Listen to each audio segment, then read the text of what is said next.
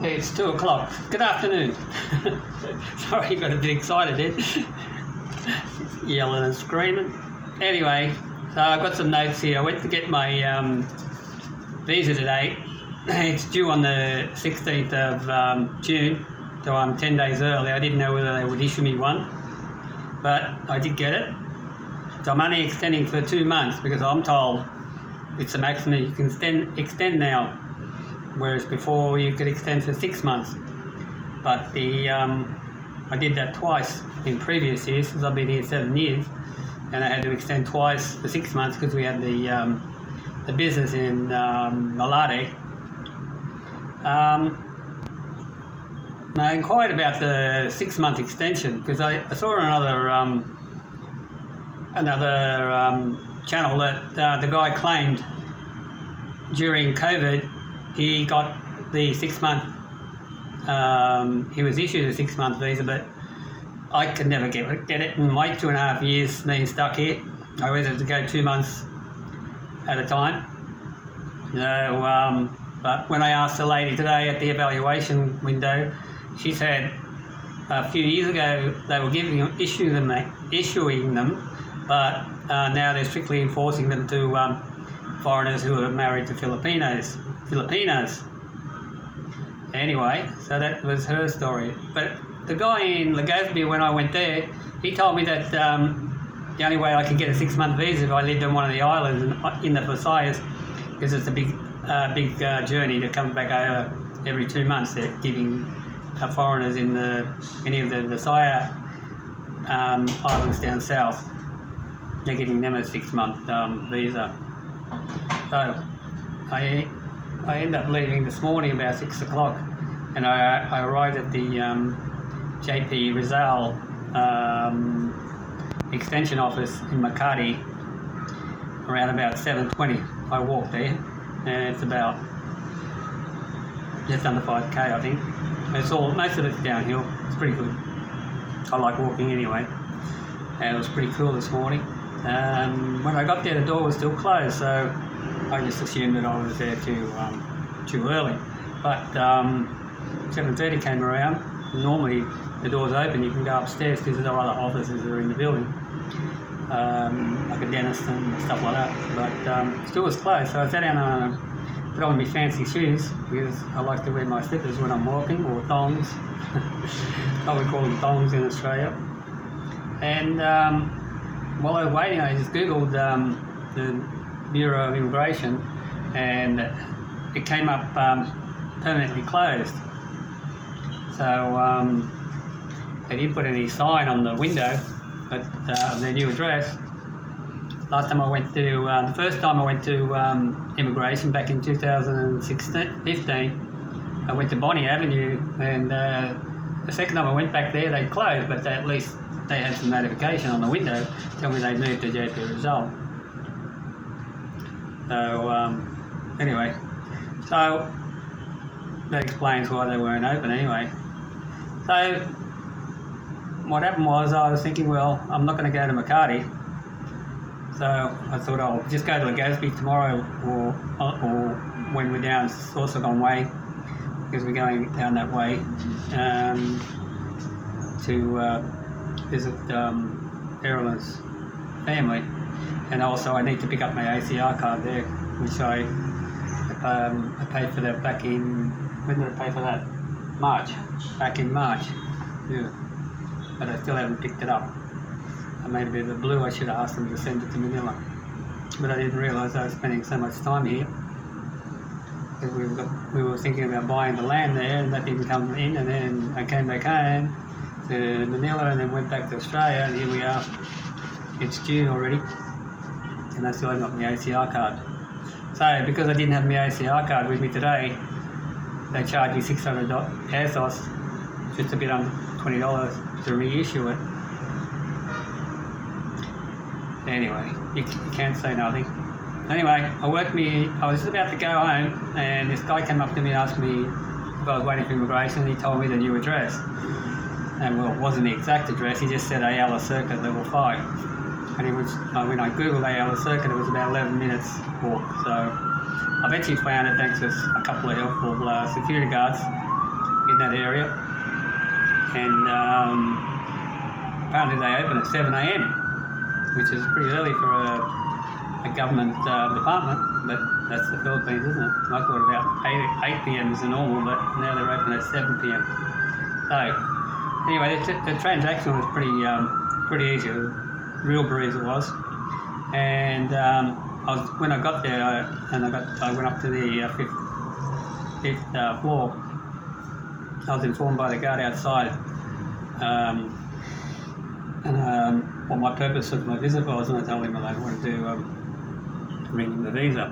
So he said, just go inside. So at the front desk, I had to tell him the same thing: renew my visa. He checked your temperature and just had the right time for me time in, which was 7:52.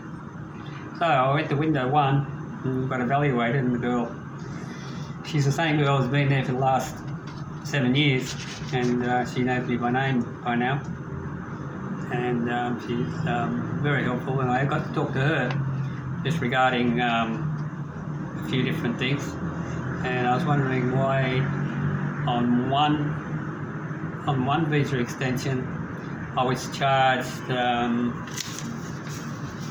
what was I charged? I was charged, if you've extended your visa for more than 6 months, whether it be 6-month visa or 1 month at a time or 2 months at a time, anything over 6 months, I'm led to believe you need an exit certificate, okay? And you can Google that, but I did watch a guy's channel, and he said all his friends exited without an exit certificate. The 2 times I've stayed over 6 months at a time here, I've needed the exit certificate, and they normally stamp you after the 6-month visa. They normally put a stamp on your visa receipt, which tells you what you have to do, and it also tells you that you have to keep your receipt, guys. And that's the only proof you have, because sometimes they don't put a sticker in your passport, so they will give you the receipt, and that's when they it's the only documentation you have of your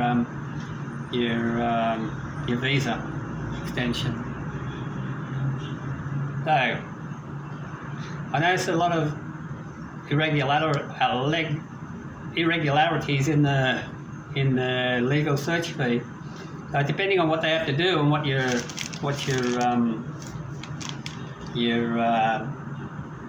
applying for can vary from for example, in this receipt here, look how many things they've charged me for, and there's a legal fee is 90, and on this one here, yeah, the legal fee is only 40.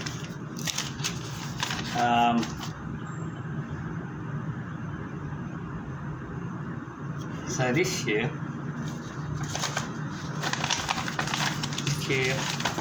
what we've got is they actually charged me for the reissuing of the ACR card is 600. No, sorry, I lied.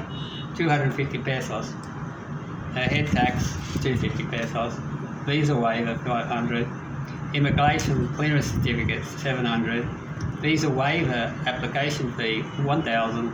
Monthly extension application fee 300. Monthly extension fee is 500, and the legal research fee is 70.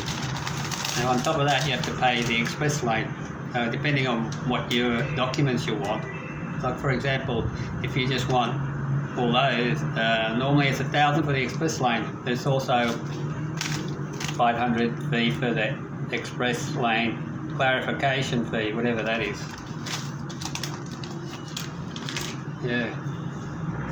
So it's no use querying any of their fees because you're not going to understand it, and it's pretty pointless to understand it. Just pay it, get it done over and done with as quickly as painful as possible. You'll also get your certification for your. It says that you haven't been blacklisted, like that. Okay, so when that other man from Australia starts waving one of them around, then you can believe that he's not blacklisted.